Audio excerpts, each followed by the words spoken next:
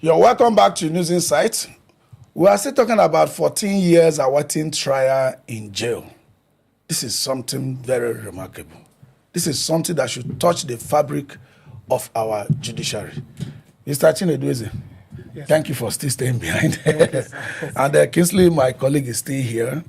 So I'm dumbfounded. Yes, let's continue from where we stop. We don't even know where we stop because so let's just continue from there. You said the other officer was also jailed. Awaiting trial. Awaiting trial for 18 years. Because I left him. So much longer than you. Much longer than me. I left him there. His case continued. And a police officer. Yeah. Within this period, do you know if he was still serving or fired or whatever? When he came out, they terminated his employment. Yes. So the police didn't come for him, or they believed the story, or whatever. No. It was actually the police against police. Okay. So they were using me as a prosecuting witness. Yes. So there are some certain people that were collecting his salary for these 18 years. I'm worried about this esprit de corps. I mean, because they have always said police come for their own. No. It's not true. It's not true. When you get to the prison, you will understand there are other police who had cases during the course of discharging their duties. They are there. No police comes for them. You may be thinking that police are. It's not true. I am talking out of experience. Let's take it. So now, would you want to press any kind of charges against the police, or have you since you came out, because you've been out for some years now? So have you maybe any day thought of pressing charges, no matter how long it takes, maybe against the police or something? Well, I don't think I would want to press any charge. Yeah. Because even the Nigerian system is not working. So it will be a waste of time and energy trying to press a charge. In fact, I had been to one radio station who wanted me to press a charge. I said I was not going to press a charge. Yeah. I guess that was what brought issue, because my case has been aired. Yeah. I went to Human Rights Radio when I came out. That was 2019, December 14th. That was when I went there. And then my case was aired. A lot of people contributed money for me from abroad, from different angles, different part of Nigeria. But unfortunately, the money did not get to me. So that was... Which account did they use to contribute the money? The account of the radio. It has to be a trust account. Yeah, it has to be a trust account. So how come it didn't get to you? Because I followed it up for 1 year and... Okay, we'll take up that. Let's keep it to your books. For those who didn't join us on the second, when we were on the first part, this is The Living Dead, and Mr. Chinedu Eze is the author. You can try to contact us and grab your copy. So let's continue. When we were discussing on the first part, you talked about the inspiration behind the books, how it came from prison and all that. Does your book have a direct correlation to your incarceration, or it encompasses all your life autobiography so far? In fact, anyone that wants to know the detail of my case should come for the book. Okay. The book is not just for my case. It's about me in general. Okay. So everything about my case from the beginning to the end is contained in the book. Okay. All right. I wanted to ask him. Okay, go ahead. He's been out now like 6 years thereabout. Like 5 years. 5 years. Okay, married. Married. God has blessed you with a child. Yes. I think you're a child of grace. Yes. So how were you able to incorporate into the society since you spent 14 whooping years, juicy part of your life in that incarceration? No, like I said, I would attribute everything to God, but God does not work in a vacuum. Yeah. God needs human agents to carry out whatever He wants to do. That is where my boss, Engineer Kingsley, comes in, because my life, I don't know what it would have been without God using him. Because when I left 14 years when I came out, Abuja was no longer a thing, what it used to be. I didn't have any shelter anymore. I didn't have no place to go. And then he called. He heard that I have, but because he usually visit the prison once in a while, prison administration. So he called one of the officer and asked him to tell me to see him in the office. And I came to the office, and I must tell you, since I met him, I have never been the same person. My story has changed. So I do know that there are a lot of programs that were involved in the prison. So let's make it more about the public at this time. Okay. What do you think the people can do? Because from what you say, the system is failed. Yes. What do you think the people can do to rescue those awaiting trial in the prison?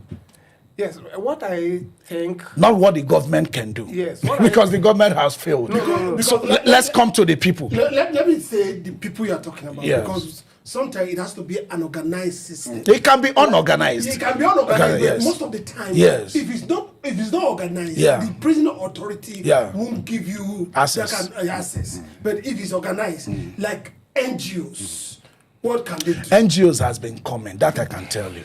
That's why I threw that question open. But go ahead, take Now, the prison authority is open for everybody. anybody. They do not restrict anybody coming to rescue the destinies that are there.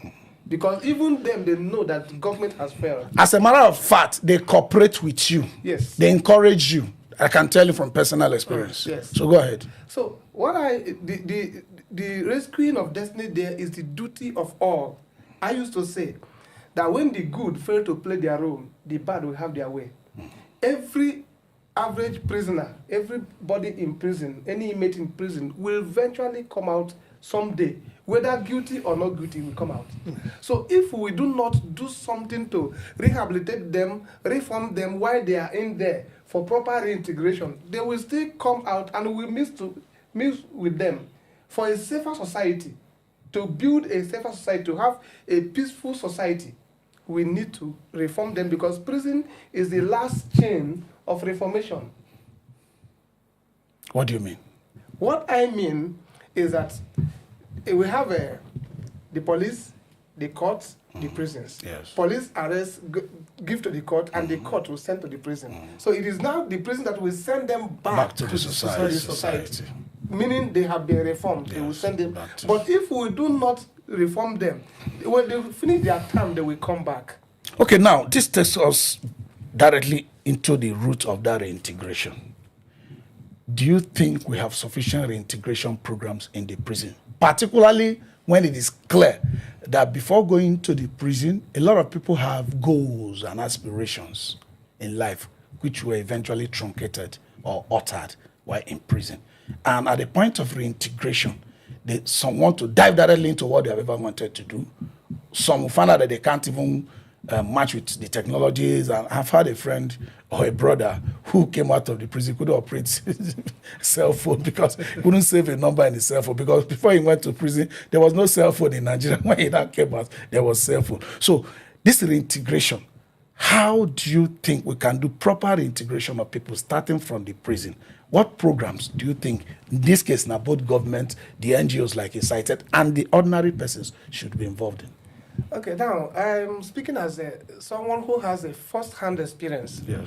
You know, there are so many NGOs that do come, but they do not really know how to. They have vision. Yes. They want to do, but they do not really know what they can do for proper reintegration to take place. You know, like when you go to the prison, Kuje prison is always used as an example of a well-developed prison in Nigeria. Yeah. So when you get there, and that is where I stayed. Yeah, stay anyway. there. So when you get there, you look at their workshop. What are they there? What are obtainable in their workshops? Those who are in tailoring are still using this butterfly machine Yes. for tailoring. Yes. Manual butterfly machine. That's still what they are still using. Yes. So if we want for proper integration of those who are going for fashion designing, it is no longer butterfly that's applicable outside. Yes. that are applicable outside. So they can learn with that. They come out, they will still need to learn again because the machine they are coming to meet, they have not seen it. So they are not immediately useful They to are the not society. immediately useful to the society. So now, is it proper we create, because I do know from first-hand experience to that there are limitations of level of technology that you might be allowed to bring into the prisons because of, so that inmates do not have direct internet access to outside world. And some of the machines you have outside today, they run on higher technologies. Is it proper now to have this integration pre-release and after release such that there is this transitional part of the program? Immediately you are coming out, you don't just dive into the society. There should be a program immediately you are coming out, not only pre-release. Yeah, there is this post-release training that should be put in place. Do we have enough of it? We do not have, not even to talk of enough. But from the government side, the government is supposed to have something called, because taking an inmate to the prison is not for punishment, but for correction. Reformation. That is why they changed the name. nomenclaturally they changed the name to correctional center. Yes. So when you go, the person get there and comes out, you corrected him to come out and be useful to the society. Okay, if you did not change him in the prison and inculcate what it needs to fit to the outside world while in there, how will he fit in when he come out? Okay, now let me just use you. There are a lot of people in your shoes who were just there awaiting trial, and for offense you never committed. How do you feel? Because for correction are supposed to be those who are guilty or were guilty, that they'll be corrected to become a better person. You were actually a good person. You were better going there. Yes. How do you feel? Do you feel this animosity against the system or vengeance, a kind of vendetta, taking over you while you are there, or you just forgive them like Mandela said? So how do you feel personally? You see, most of the awaiting trial persons, let me just say that before I talk about myself. Yes. Most of the awaiting trial persons comes out as working time bomb. Yes. Because some of them, or majority of them, when they're innocently, that is unjustly. Yes. And when you waste them, okay, like me, after 14 years, you say, discharge and acquitted. Acquitted. You didn't commit any. So what happens to my 14 years? That's right. But then, as a man who found God in the prison, I could have died because many people died in my presence. Recorded more than 100 people died within these 14 years. Yes. So for me to come out, it is the grace of God. So I wouldn't want to, that's why I said I wouldn't press Go big into all charges. those, yes. You know, God has fought for you, don't want to God go has fought fighting for it. me. And right there, I was able to develop myself academically.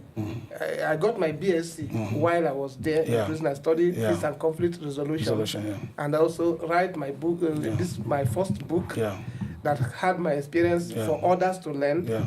And equally, I think I have about 158 songs that I wrote while in prison. My first album is out already.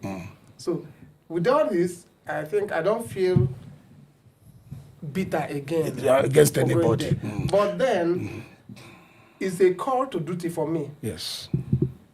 Like yesterday, I was interacting with somebody who spent 24 years in Katsina prison. He came to Abuja. I was interacting with him and I was counseling him on how to go about life. So, and then it's a duty for me that I'm taking upon myself to make sure I visit every prison in Nigeria at interval and do what I can do for them. So how is life, because our time is against us now, we'll continue this discussion maybe when next you are in the studio. So, but for now, the next 1 minute, how is life generally after all this now? You have family, doing businesses or doing one or two things. And what are you also doing more? You just mentioned one of them to kind of help people there too. Yeah, like I thank God for life. God has been faithful, and that's why I've registered an organization, a foundation. Oh, very good. Chinedu Eze Foundation. Very good. Just to assist, because I knew what I passed through. I knew what I saw, and I have access. I know how to get to them. So, what is the focus of that foundation? The focus of the foundation is for inmate welfare, proper reformation, and proper reintegration into the society. Maybe when you come next time, we'll take time and go through all those procedures. Kingsley, 30 seconds. Do you have something to say? No. You are tired. My mouth is agape. My heart is frozen. Bella. It's very interesting.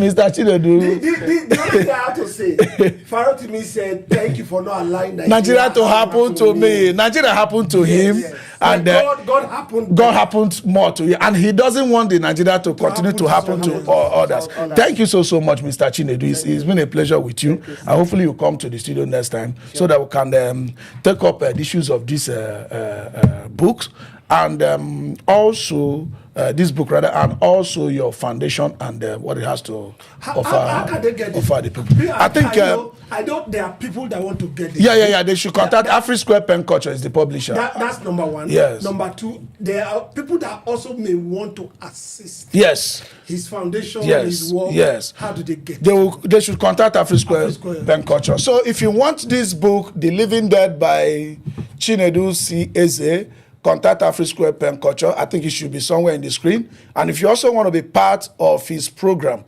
contact the same address and the same phone numbers and emails that will be displayed on the screen. Thank you very, very much. Mr. Chinedu, once again, thank you. Thank you. You are a man. You did what I cannot do. So we have come to the end of this session. We'll try to get Chinedu back to the studio next time. So this is still News Insight. We'll continue with the program on all other topics. Thank you very much.